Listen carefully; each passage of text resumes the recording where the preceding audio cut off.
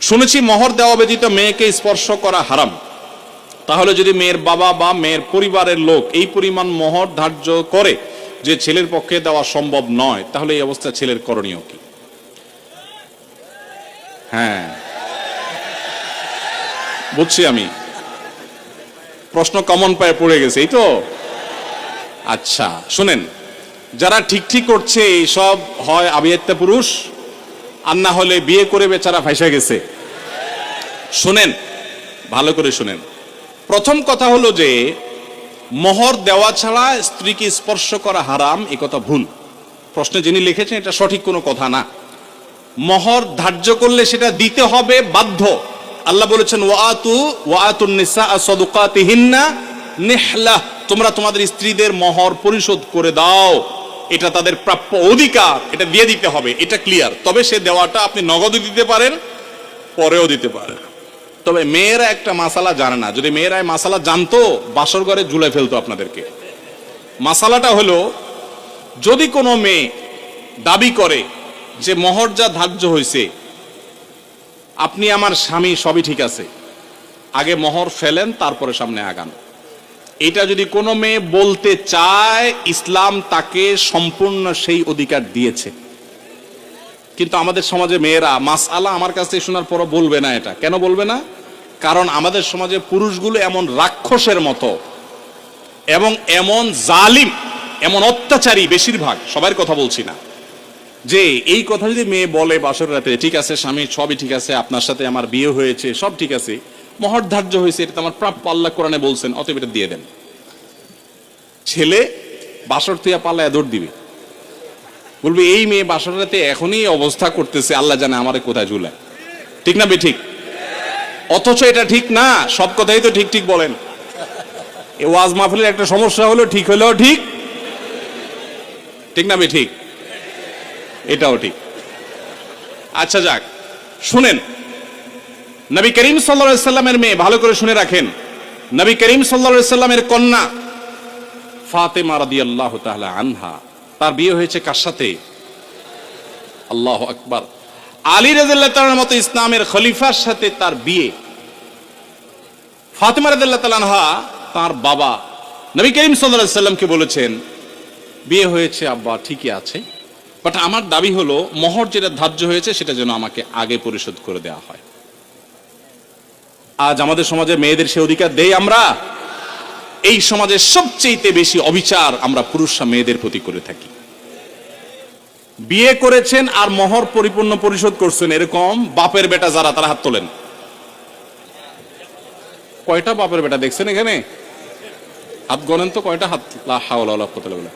স্টেজেও হাত উঠে নাই, নামান, ইজ্জত বাঁচান।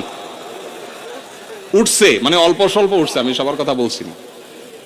আমি দিয়ে দিয়েছি আলহামদুলিল্লাহ, আমি হাত উঠেছি। কিন্তু শোনেন, বাকিরা হাত উঠেছেন তার মানে কি সব অবিবাহিত? মোটেই না। কিন্তু মোহর দেন নাই। মোহর যদি ধার্য হয়ে থাকে তাহলে সেটা দিতে হবে, কথা ক্লিয়ার। মোহর না দিলে স্ত্রীকে সেটা হারাম হবে, হারাম। আপনি পাওনাদারের পাওনা না দিলে যেরকম হারাম হয়, স্ত্রীর মোহর না দিলে সেটা গুনাহ হয়। হ্যাঁ, পাওনাদারের পাওনা যেরকম আপনি সময় নিয়ে তার কাছ থেকে 1 বছর 2 বছর পরেও দিতে পারেন, স্ত্রীর মোহরটা এরকম পরে দিলেও আদায় হয়ে যাবে। বাট যদি না দেন, মেরে দেন, যে আর স্ত্রীর আর কি দিব, সেটা আমার ঘরওয়ালি, তাহলে কিন্তু আপনি ধরা খেয়ে গেছে। কথা কি বুঝে আসছে? অনেক আমাদের দেশে মেয়েরা এত সহজ সরল। অনেক ছেলে আছে এমন বাটপারের বাটপার, বাসরের রাতে বউরে বলে, দেখো এখন মোহর তো ধার্য করছে মুরব্বীরা 10 লাখ, আমি তো 20,000 টাকা বেতনে চাকরি করি, কোত্থেকে দিব এত টাকা? তবে আল্লাহ যদি বাঁচায়, এই তো কয়দিন পর ইটালি চলে যাব, কত টাকা আসবে সবই তো তোমার। এইসব ফুসলানো কথা শুনে বেশিরভাগ সহজ সরল মেয়েরা বলে ফেলে, আরে কি বলেন মোহরটা, আমার লাগবে না এসব কিছু, আমার কিছু লাগবে না, এই মাফ করে দিল আর কি, ধরাটা খাইলো। এই জন্য সহজ সরল মেয়েদেরকে ধোকা দিবেন না। এখন কথা হলো, বাপ মা বেশি ধরে ফেলছে, কি করবেন? আমি এটা এর আগেও বিভিন্ন জায়গায় বলেছি, বুদ্ধি খুব সোজা, শিখাই দিব।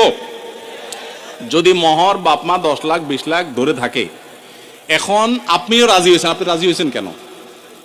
আমার বিয়েতে মোহর নিয়ে যখন আলাপ হয়, আলহামদুলিল্লাহ আমি নিজে কথা বলেছি, আমি বললাম দেখেন এর বেশি আমি পারবো না, আপনি অযৌক্তিক একটা ফিগার ধার্য করবেন, এটা আমি পারবো না, আমি যেটা পারবো সেটা দিব।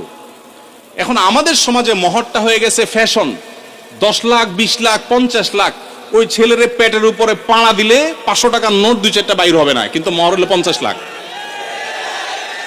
আর মেয়ের বাপরা, অনেক মেয়ের বাপরা বিয়ের মহরানা বিশাল বড় একটা ধরার ভিতরে বিরাট বড় বাকাওয়াতি মনে করে।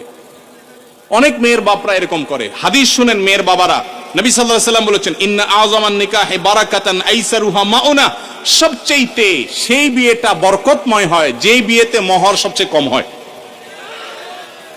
ভালো করে শুনেন মেয়ের বাবারা, যেই বিয়েতে মোহরের পরিমাণ কম ধরা হয় সেই বিয়ে বেশি বরকতময় হয়। আমি এর আগেও বিভিন্ন মাহফিলে চাক্ষুষ হাজির করেছি, যারা মুরব্বী আছেন এখানে খবর নিয়ে দেখেন 10 টাকা 15 টাকা 20 টাকা মোহর ধার্য করা হয়েছে। আপনি বলবেন সে আমলের 15 টাকা, বুঝলাম সে আমলে 15 টাকা, এখনকার 15,000 টাকা বা 1.5 লাখ টাকা, এর বেশি তো না। তখনকার 15,000 এখন 15 কোটি সমান তো আর না, কিন্তু তখনকার ওই 15 টাকার বিয়ে যতটুকু টিকছে এখন 50 লাখ টাকার বিয়ে অতটুকু টিকে না।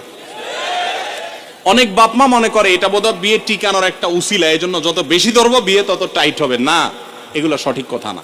এটা প্রথম কথা। দ্বিতীয় কথা হলো 15 লাখ 20 লাখ 10 লাখ 50 লাখ বাকাওয়াতি করে জাহির করলেন, আপনার মেয়ে 1 টাকাও পাইল না। মানে কি? যতটুকু ধার্য করা হবে ততটুকু দিতে হবে।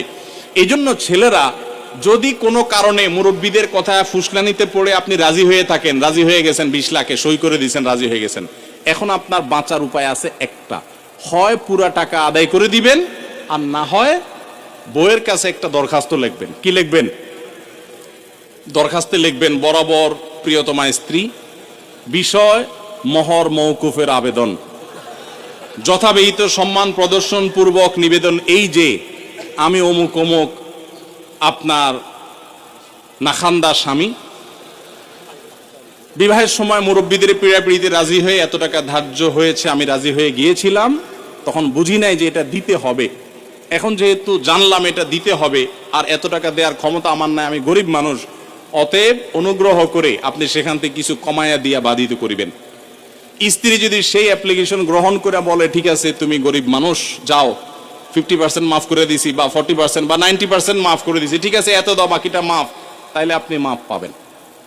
আর যদি স্ত্রী মাফ না করে তাহলে বলবেন ঠিক আছে আমি আপনার থালা বাসন কোসন ইত্যাদি ধুয়ে দিব, এটার বাবদ আপনি কিছু মাফ করে দেন। মানে খোলাসা কথা হলো যেভাবেই হোক স্ত্রীর কাছ থেকে আপনাকে মাফ আদায় করতে হবে। চেষ্টা করবো তো আমরা সবাই। মোহর আদায় করা ছাড়া কোনো মানুষ যেন মারা না যায়। সবাই দিবেন তো ইনশাল্লাহ?